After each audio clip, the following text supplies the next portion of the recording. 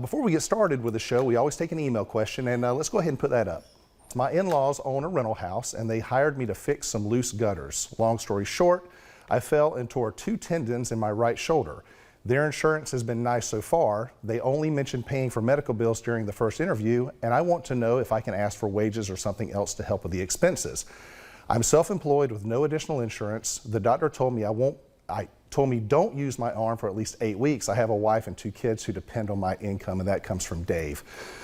First off, Dave, very sorry to hear about the injury that occurred. Sounds like you were trying to help your friends out, and unfortunately there was an accident that occurred. He was helping his in-laws out. Oh, it was his in-laws, that's right. Oh, he was charging them. Oh my gosh, probably double, right? That's right.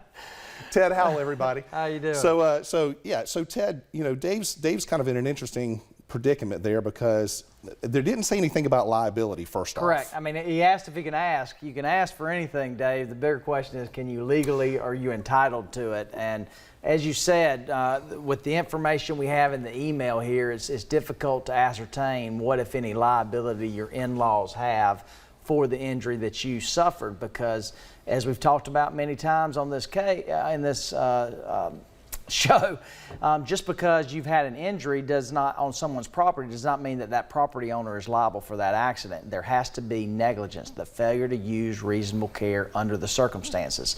And so if, for example, in the gutters you were dealing with, there was some sort of dangerous condition that they knew about and didn't warn you about, or failed to somehow remedy before you got there, there's the potential that they could have liability. And if they do have liability, then you would be entitled to recover not only your medical expenses, but also any lost wages, pain and suffering, things of that nature.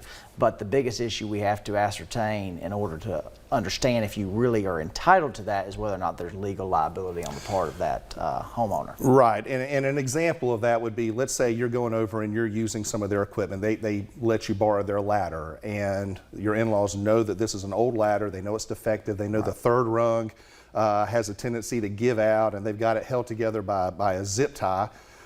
You know, but they say, hey, go ahead and use this ladder, and you go up and you do it, and in the process you fall and you hurt yourself. Well, then that might quite possibly put liability on their part, in which case you would have, most likely their homeowner's policy would have a liability coverage provision in it, and you could seek the damages that Ted just talked about if you can establish the liability. Now, beyond that, some homeowners' policies have a type of coverage called MedPay. And what MedPay is it's a medical payment insurance, MedPay, medical payment. If you're injured on the property, regardless of fault, that MedPay coverage will provide coverage for medical expenses only. Now, normally the MedPay limit is relatively small compared to what we see in terms of medical charges these days, anywhere from $1,000. Sometimes I've seen it as high as $5,000, even $10,000.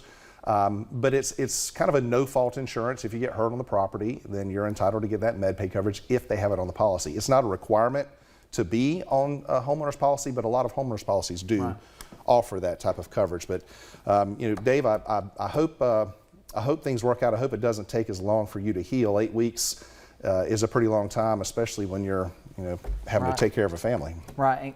And good luck with your wife if you have to pursue that. Oh yeah, no kidding. Yeah, yeah. Good luck with the in-laws.